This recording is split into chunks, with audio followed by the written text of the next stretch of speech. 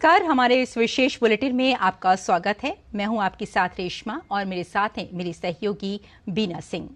आइए हेडलाइंस पर नजर डालते हैं। प्रधानमंत्री नरेंद्र मोदी ने जम्मू में दी 32,000 करोड़ रुपए से अधिक की सौगात। स्वास्थ्य, शिक्षा, रेल, सड़क, विमानन समेत बुनियादी ढांचे से जुड़ी कई विकास परियोजनाओं का उद्घाटन और शिलान्यास किया।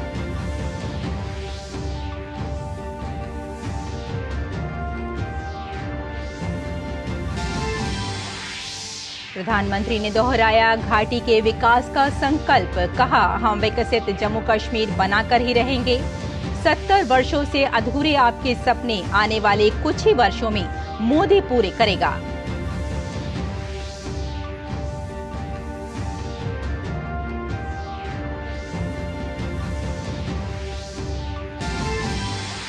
परिवारवाद की राजनीति पर जमकर बरसे प्रधानमंत्री। कहा, जम्मू कश्मीर ने दशकों तक परिवारवाद की राजनीति का दंश झेला, लेकिन अब प्रदेश का कोई भी इलाका पीछे नहीं रहेगा। सब मिलकर आगे बढ़ेंगे।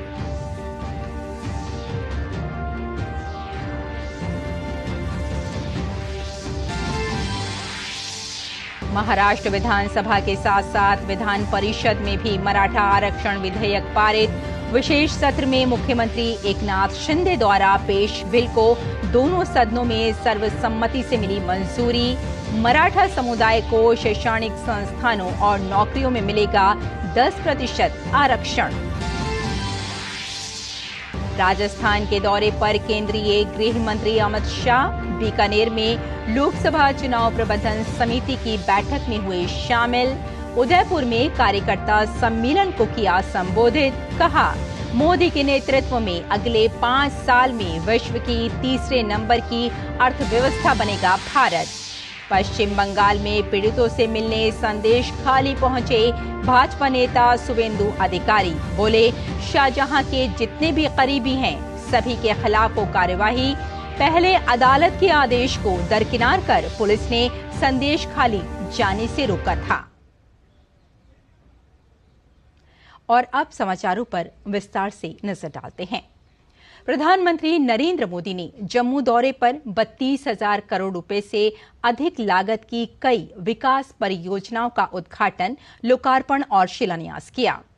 पीएम ने देश भर में शिक्षा क्षेत्र को अधिक बढ़ावा देने के लिए IIT Bhilai, IIT Tirupati, IITDM Kurnool, IIM Bodhgaya, IIM Jammu, IIM Visakhapatnam और भारतीय कौशल संस्थान आईआईएस कानपुर जैसे कई महत्वपूर्ण शिक्षा संस्थानों के परिसरों का उद्घाटन और लोकार्पण किया।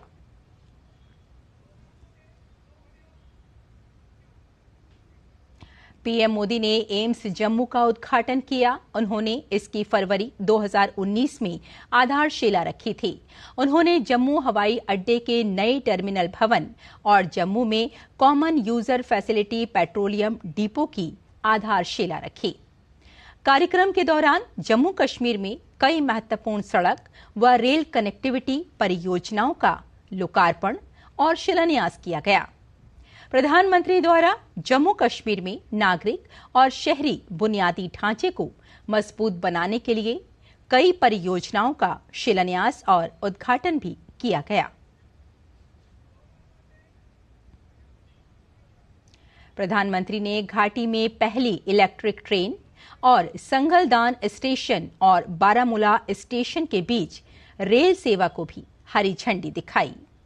बनिहाल खारी सुंबर संगलदान खंड का चालू होना महत्वपूर्ण है, क्योंकि इसमें पूरे मार्ग पर बेलास्ट लेस ट्रैक BLT का उपयोग किया गया है, जो यात्रियों को बेहतर सवारी का अनुभव प्रदान करेगा। रेल परियोजनाएं कनेक्टिविटी में सुधार करेंगी, पर्यावरणीय स्थिरता सुनिश्चित करेंगी और क्षेत्र के समग्र आर्थिक विकास को बढ़ावा देंगी। प्रधानमंत्री नरेंद्र मोदी अनुच्छेद 370 का भी उन्होंने जिक्र किया और कहा कि ये जम्मू कश्मीर के विकास में सबसे बड़ी बाधा थी। उन्होंने इस मुद्दे पर आ रही एक फिल्म का भी जिक्र किया। आज हम एक नया जम्मू कश्मीर बनते हुए देख रहे हैं। प्रदेश के विकास में सबसे बड़ी दीवार आर्टिकल 370 की थी, आर्टिकल 370 की थी। इस दीवार को भाजपा की सरकार ने हटा दिया है। अब जम्मू कश्मीर एक संतुलित विकास की ओर बढ़ रहा है। और मैंने सुना है शायद इसी हफ्ते ये 370 को लेकर के कोई फिल्म आने वाली है। मुझे लगता है आपका जय जयकार होने वाला है पूरे देश में। ये 370 की ताकत देखिए। 370 जाने के कारण आज मैंने हिम्मत के साथ देशवासियों को कहा है कि अगले चुनाव में भाजपा को 370 दीजिए और एनडीए को 400 पार कर दीजिए। प्रधानमंत्री नरेंद्र मोदी जम्मू कश्मीर के 1500 कर्मचारियों को नियुक्ति पत्र भी उन्होंने बांटे। ये सभी राज्य की विभिन्न नौकरियों में चयनित हुए हैं। पीएम ने विकसित भारत विकसित जम्मू कार्यक्रम के तहत विभिन्न सरकारी योजनाओं के लाभार्थियों के साथ बातचीत भी की।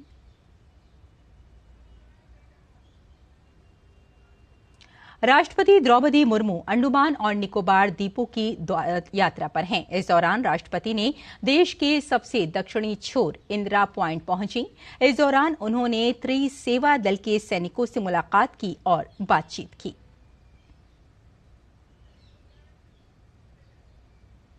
उपराष्ट्रपति जगदीप धनखड़ आज अरुणाचल प्रदेश में ईटानगर दौरे पर हैं। उपराष्ट्रपति की अरुणाचल प्रदेश की ये पहली यात्रा है। अपनी यात्रा के दौरान उपराष्ट्रपति ने अरुणाचल प्रदेश में 38वें राज्य स्थापना दिवस समारोह में मुख्य अतिथि के रूप में भाग लिया। इस मौके पर अरुणाचल प्रदेश की सांस्कृतिक विरासत की जमकर सराहना की।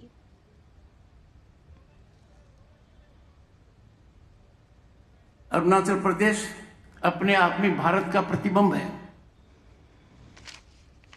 आई प्लेजेंटली गेदर्ड द प्रधानमंत्री जी ने मन की बात में अक्टूबर 2018 को 49वां एपिसोड था।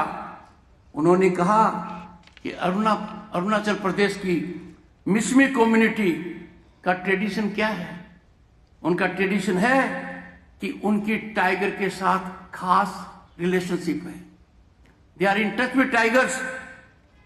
ये कहीं और नहीं उदाहरण मिलेगा। और दिस एग्जेम्प्लीफाइज कोएग्जिस्टेंस, जो हमारी सांस्कृतिक विरासत है। अमित शाह ने उदयपुर में कार्यकर्ता सम्मेलन को संबोधित किया। अमित शाह ने कांग्रेस पार्टी पर हमला बोला और कहा, कांग्रेस पार्टी परिवारवादी पार्टी है। उन्होंने कहा, प्रधानमंत्री नरेंद्र मोदी ने पिछले 10 साल में 25 करोड़ लोगों को गरीबी रेखा से बाहर लाने का काम किया है।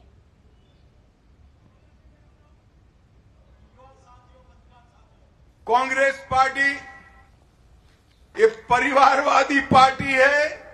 इतना ही नहीं, ये दिशा विहीन पार्टी।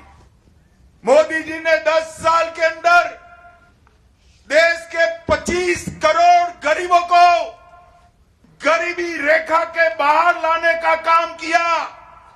हर गरीब को घर का घर दिया, शौचालय दिया, गैस का सिलेंडर दिया, घर में बिजली दी, प्रति व्यक्ति प्रति माह 5 किलो अनाज फ्री ऑफ कॉस्ट दिया। 5 लाख तक की सभी दवाइयों का खर्चा आज नरेंद्र मोदी सरकार उठा रही है। और देश भर में हर किसान को 6,000 मिल रहा है। भजनलाल जी ने 6,000 की जगह राजस्थान के किसानों को 8,000 रुपया देने का काम किया। इससे पहले अमित शाह बीकानेर में पार्टी की लोकसभा चुनाव प्रबंधन समिति की बैठक में शामिल हुए और बैठक में वरिष्ठ कार्यकर्ताओं और पदाधिकारियों के साथ संवाद भी किया। इस दौरान उन्होंने कहा, प्रधानमंत्री नरेंद्र मोदी के नेतृत्व में सरकार ने सांस्कृतिक और आर्थिक विकास के समानांतर कीर्तिमान बनाए हैं। बैठक में उपस्थित 3 लोकसभाओं के कार्यकर्ताओं ने मोदी जी के 400 पार के लक्ष्य को पूर्ण करने के लिए राजस्थान की सभी सीटों पर फिर से कमल खिलाने का संकल्प लिया। और यहां रुकते हैं एक छोटे से ब्रेक के लिए, जल्द हाजिर होते हैं। आप देखते रहिए डीडी न्यूज।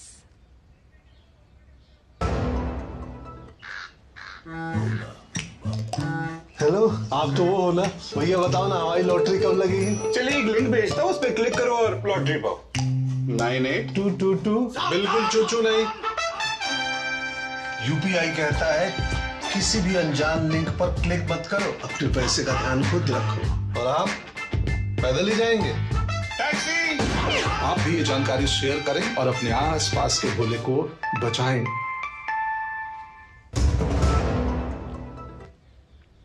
ब्रेक के बाद एक बार फिर आपका स्वागत है। आइए कुछ और खबरों पर नजर डालते हैं।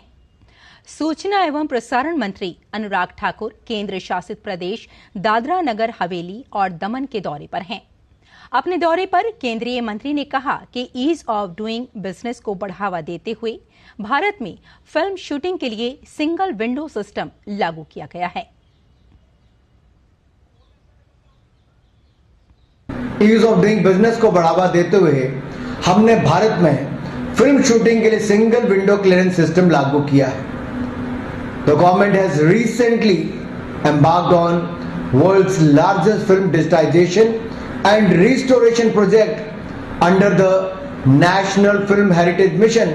As part of this drive, more than 5,900 short films, documentaries and features across languages and genre will be restored to their former glory. At last, I would like to say that Bengali cinema and Indian cinema as a whole has been a significant contributor to India's soft power, promoting Indian culture, society, value and our citizens globally.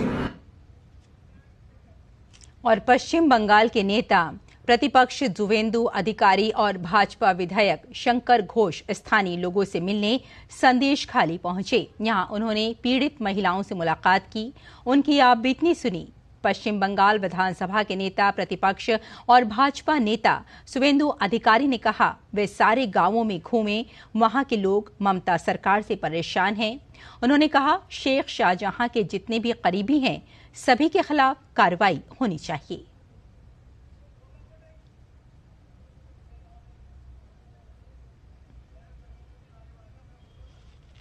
मैं सब गांव में घुमा हूं, लगातार 3-3.5 घंटा सब गांव में गया हूं। भाजपा की हमारी 14 कार्यकर्ता 14 कार्यकर्ता जेल में है। मैं अभी जो लोकसभा का कन्वेनर है हमारी विकास सिंह लीडर एक। और आइए आपको सीधे इस वक्त लिए चलते हैं इंडिया यूरोप कॉन्क्लेव में, जहां विदेश मंत्री एस जयशंकर शामिल हो रहे हैं। Relationship has been, but it is not just a relationship with a continent or even a union.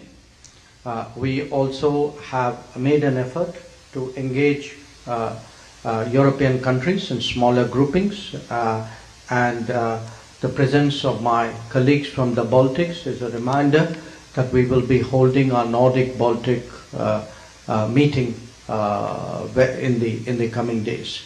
And I hope, as I discussed with my colleague with Greece, that perhaps one day soon we would hold a similar gathering with countries of the Mediterranean. Now, if I could really, as Indians and Europeans gather in this room and others who wish us well, address myself to what is it that drives the world economy, because that is really why we have assembled here today. And all of you would agree that there are 6 broad elements of that. One, of course, is the production and consumption. The second is connectivity and logistics. The third is technology. The fourth, increasingly realized today, is of demographics. The fifth is of values and comforts, because countries and societies who bond with each other more closely obviously find it much more easy to do business as well. And finally, To the extent we create an architecture, a framework, it is much easier for us to do business and promote economic partnerships. So today, some of the thoughts I present before you are from those perspectives of business, of sustainability, of creating partnerships. And let me start with production and consumption. I think we were reminded by the earlier speakers about the importance of concluding a free trade agreement with the European Union as also with EFTA. Not just a free trade agreement with the EU, but also one relating to geographical indicators and to investment protection. And these agreements, these negotiations resumed after an 8-year gap between 2013 resumed in 2021. Now, why is this important? It is important because you can already see that our trade levels have been growing steadily, but there is a well-founded realization that we need really a more positive framework for that to accelerate. Last year, 2022, our trade was about, I think, 120 billion euros in terms of goods, and our services trade actually has been growing very robustly at about 30%.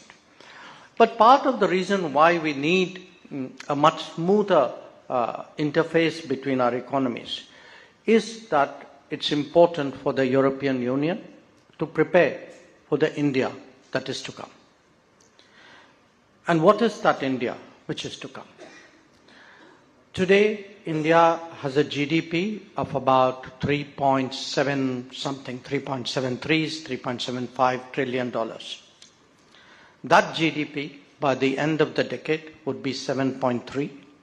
By the time we are into our 100th year of independence, is estimated at 30 trillion. And according to Goldman Sachs, by 2075, we would be at 52.5 trillion. So that's an arithmetical way of saying that India is going to be an increasingly significant economy, the second largest by 2075, but certainly the third largest by the end of this decade in national terms.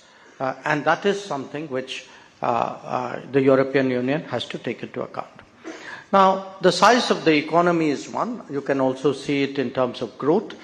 If one looks at India's trade in the last decade, from below about $570 billion, it has grown to almost double that.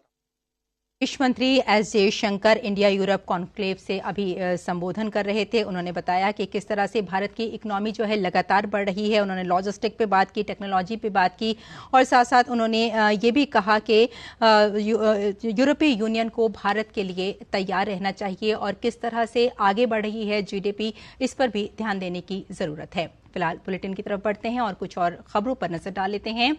Maharashtra विधानसभा के साथ साथ महाराष्ट्र विधान परिषद में भी मराठा आरक्षण विधेयक पारित हो गया है। मुख्यमंत्री एकनाथ शिंदे ने राज्य विधानमंडल के विशेष सत्र में मराठा आरक्षण विधेयक पेश किया और इस विधेयक को दोनों सदनों में सर्वसम्मति से मंजूरी दे दी गई। बिल के पारित होने से मराठा समुदाय को अब शैक्षणिक संस्थानों और नौकरियों में 10% आरक्षण मिलेगा।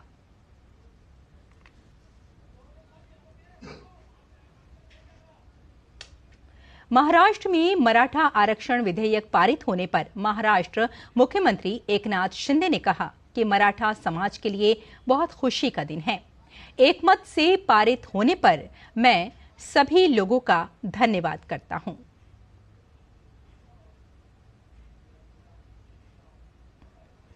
आगे बढ़ते हैं। किसान यूनियन ने आज से 3 दिनों के लिए मोहाली जिले के सभी टोल प्लाजा पर कब्जा करते हुए फ्री कर दिया है। किसानों ने टोल प्लाजा पर ही अपना धरना शुरू कर दिया है। सभी टोल प्लाजा को फ्री करने से रोजाना लगभग 50 लाख रुपए का नुकसान होगा, क्योंकि प्रत्येक टोल प्लाजा को हर दिन लगभग 10 से 12 लाख रुपए का राजस्व मिलता है। जनता विरोध कर रही है क्योंकि इस नुकसान की भरपाई बढ़े हुए शुल्कों के साथ आम जनता को करना पड़ता है। मोहाली के किसान तरलोक चंद ने इसका विरोध करते हुए कहा कि किसानों को एमएसपी खुद तय करना चाहिए। ਅੱਜ ਫ੍ਰੀ ਕਰਤਾ ਜੀ ਇਹਨਾਂ ਨੇ, ਇਹ ਵੀ ਸਾਡੇ ਤੇ ਵਜਨ ਪੈਣਾ ਬਾਅਦ ਚ। ਅੱਜ ਇਹਨਾਂ ਨੇ ਬਾਅਦ ਚ ਆਪਾਂ ਦੁੱਗਣੇ ਲੈਣੇ। ਪਹਿਲਾਂ ਇੱਥੇ ਘੱਟ ਰੇਟ ਹੁੰਦਾ ਸੀ, ਹੁਣ ਇਹਨਾਂ ਨੇ ਡਬਲ ਕਰਿਆ ਹੋਇਆ। ਪਿਛਲੀ ਵਾਰ ਵੀ ਇਹਨਾਂ ਨੇ ਮਾਫ ਕਰਾਇਆ ਸੀ। ਸਾਡੇ ਤੇ ਵਜਨ ਪੈਣਾ, ਅਸੀਂ ਵੀ ਕਿਸਾਨਾਂ ਦੀ ਪੁੱਤ ਹੈਗੇ। ਜਿਵੇਂ ਨਾ ਸਰਕਾਰ ਨੂੰ ਚਾਹੀਦਾ ਹੈ ਕੋਈ ਮਾਫੀ ਨਾ ਕਰੇ, ਕੋਈ ਐਮਐਸਪੀ ਬੰਦਾ ਕਿਸਾਨ ਆਪ ਤੈਅ ਕਰਨ। ਛੋਟੇ ਕਿਸਾਨ ਨੂੰ ਇਹਦਾ ਕੋਈ ਫਾਇਦਾ ਨਹੀਂ ਹੈ ਜੀ, ਬੜੇ ਕਿਸਾਨ ਨੂੰ ਫਾਇਦਾ ਇਹਦਾ। ਛੋਟਾ ਕਿਸਾਨ ਤਾਂ ਆਪਣੀ ਰੋਜੀ ਰੋਟੀ ਕਮਾਣੀ ਔਖੀ ਹੋਈ ਵੀ, ਉਹਨਾਂ ਦਾ ਕਿੱਲੇ 2 ਕਿੱਲੇ ਉਹਦੀ ਆਪਣੀ ਜ਼ਮੀਨ ਕਣਕ ਮਸੋਂ ਪੈਦਾ ਹੁੰਦੀ ਜਿੰਨੇ ਕੋ ਉਹਨੂੰ ਚਾਹੀਦੀ ਹੈ। भागो माजरा टोल प्लाजा के मैनेजर रवि कुमार ने बताया कि 3 दिनों के लिए टोल फ्री करने से अर्थव्यवस्था और खराब हो जाएगी। इससे टोल शुल्क में बढ़ोतरी का बोझ जनता पर ही पड़ेगा। जो ये टोल बंद कर रखा है, पर डे समथिंग 10 लाख के आसपास का लॉस हो रहा है। ये लॉस एनएचआई का है जो कि इकोनॉमी को गिरा ही रहा है। हमारे टोल बंद करने से किसान आंदोलन को क्या होगा? कुछ नहीं होगा। सरकार बता रहा है ये जो टोल बंद कर रखा है इन्हीं का भार इन्हीं के ऊपर पड़ेगा। इकोनॉमी को यही नीचे गिराने का काम कर रहे हैं। केंद्रीय मंत्री और अमेठी से सांसद स्मृति ईरानी ने अपने संसदीय क्षेत्र के दूसरे दिन के दौरे की शुरुआत भेटुआ ब्लॉक के दलशाहपुर गांव से जनसंवाद विकास यात्रा में शामिल होकर की। इस दौरान उन्होंने विभिन्न सरकारी योजनाओं की ग्राम सभा स्तर पर हकीकत को परखने के साथ ही योजनाओं से वंचित रह जाने वाले लाभार्थियों को लाभ दिलाया। उन्होंने प्रशासनिक अधिकारियों को निर्देशित करते हुए ग्रामीणों को योजनाओं से आच्छादित करने का निर्देश दिया। ग्रामीणों ने अपने लोकप्रिय सांसद को अपने बीच पाकर उनसे पेंशन, राशन कार्ड और आवास जैसी समस्याओं से अवगत कराया। इस पर केंद्रीय मंत्री ने अधिकारियों को त्वरित कार्यवाही के निर्देश दिए। बिहार से राज्यसभा के लिए सभी 6 उम्मीदवारों को निर्विरोध निर्वाचित घोषित कर दिया गया है। आज नाम वापसी की अंतिम तारीख थी। किसी उम्मीदवार के नाम वापस न लेने और कोई प्रतिद्वंदी उम्मीदवार न होने के कारण सभी को निर्वाचित घोषित कर दिया गया। इस चुनाव में भारतीय जनता पार्टी के भीम सिंह और धर्मशीला गुप्ता, राष्ट्रीय जनता दल के मनोज झा और संजय यादव, जबकि जनता दल यूनाइटेड से संजय झा तथा कांग्रेस के अखिलेश प्रसाद सिंह निर्वाचित घोषित किए गए हैं।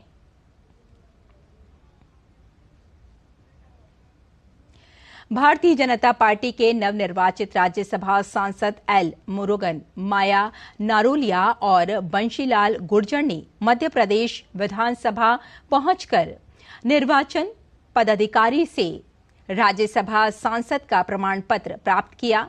नवनिर्वाचित राज्यसभा सांसदों ने प्रदेश भाजपा कार्यालय पहुंचकर प्रदेश अध्यक्ष विष्णुदत्त शर्मा और पार्टी का आभार व्यक्त किया। इस अवसर पर प्रदेश अध्यक्ष श्री शर्मा ने सभी नवनिर्वाचित राज्यसभा सांसदों को बधाई दी।